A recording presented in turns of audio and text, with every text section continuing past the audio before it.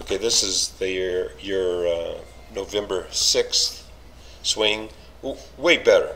82 years and 1 day old. So we went through face on, but we'll talk about down the line right now. The face on looks, you know, it's like a A minus, B plus. I think it's really good. Okay, so the takeaway here. Let's just run this thing.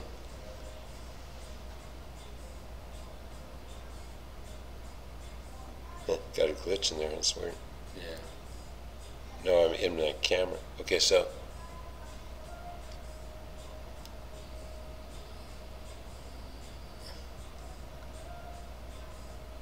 Okay, so this is something that if you're not getting enough depth, and I don't think it's your problem, is a problem. You're throwing your hands out here. The head of the club and shaft is like perfect. It's just out far here. If you exaggerate, you know, the problem is if you take it, in this case, it's out here maybe 2 inches. Sometimes it might be 3, sometimes it's 0. So you're at inconsistency. So if you just rotate, look, it goes slightly inside like that, and exaggerate. If you throw your hands out here, you lose connection. Then you have to sling it back this way. Right. So your hands aren't on an arc. They're out here. Then you sling them this way. So the arc is going exactly. And so you're saying keep this. So I've been trying to do. We went through the hand is slightly out away from your body. The problem with that is sometimes it may be this is like 3 inches outside of where it started. You know, if you lock in the Y and rotate your shoulders, you know, it should be inside of that red X. Okay, so let's see if it's causing any problems. You know, you're starting to bend that right elbow pretty early. You know, at this point, the shoulder tilt looks good. And, you know, again, we're a little steep, but, you know, that's old school as long as we reroute it. Yeah. So that's not causing any problem. Most players are steep on the backswing, and the Ledbetter guys were always super steep. Now, watch the butt of the club. It's no longer linear. It goes flying back. See that? It's flying it back. So it's got a little fish hook. It's not going up and down a thing.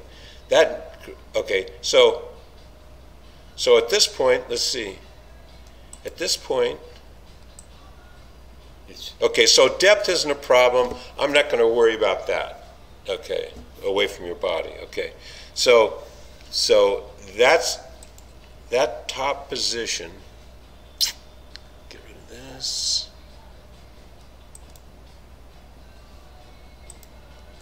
That top position is pretty good. Okay. This, see how the club head is on plane. Your left arm is on plane. That hole is great. That flying elbow is just an artifact that you're going to be stuck with. We'd rather have it coming out of the monitor. Let's see what happens. Okay, so as you come down, that flying elbow is trying to catch up. But so to get it on plane with a flying elbow, your grips change. But here's what's magical. So now that's interesting. You get your hands are here. You know, the butt of the club started at that one yellow line here. They're there, then you got it crossed out here. Ooh, plus. That's really good. You've never been there. Yours was sagging, and part of it is look at the right foot. You're rolling it. You're rolling it. See, at this point. You can tell by the knees. At this point, the belt buckle's pointed at the ball. Now you can tell. But that's Much better. Way better. Yeah. Okay, way better, except it's away from the wall. Okay, so the club is now, it's not stuck behind you, it's right where it should be. Now your hands, you know, the butt of the club start at that red X, you got to be pulling it inside. If you happen like this, you're going to shank it or open club face out to the right. Now this. So are you saying ideally these hands should be back in here? Yeah, closer. No, the hands can get outside where they started, but the further you get outside here, the more direct you have. The hands have to be routed back this way. Right. So if they never get outside there, all you basically do is turn like that. So if the hands are outside, you got to drastically do that. See, Which is okay. So hold on. Let me ask you a question. No, wait. We'll go back to it. I'm recording this. Okay. So we're like this. Now what's doing that is better lower body work, and then you come through.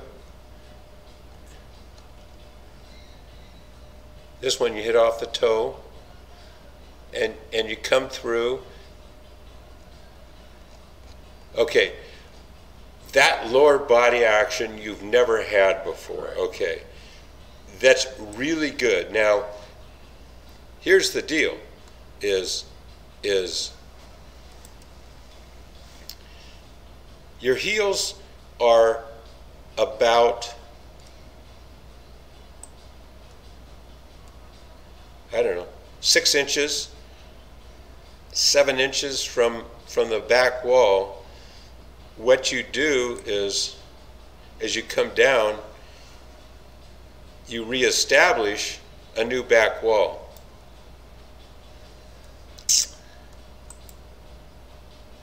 Bear with me. Okay. So, now, this distance is more applicable to a good golf swing, 4 inches. Okay. Now, if you watch your hip rotation, you keep it on that new back wall. Okay. Okay, so let me put this on pause. Okay, we just went over the how, you know, your setup where the backboard is the red line is 10 inches, and we want it, and operationally you have this, what is this, cyan line is your new backboard, and that distance should be the width of your club head. Okay, so you know, get your weight at address a little more on the balls of your feet or even toes will help that out. Now what you have is better body action, and you're because of the body action, you're getting this on plane here, and see the length of that shaft. If you had your old cast, that length of the shaft would be, see how that's not much length, but if it's like this, here, look at here. If you have, you know, that length is small, you know what I'm saying? See, this length is this says that you've got a lag as opposed to casting. Oh yeah. If you cast, look, you can't see much of the shaft. It's like an inch wide. So I'll start recording again.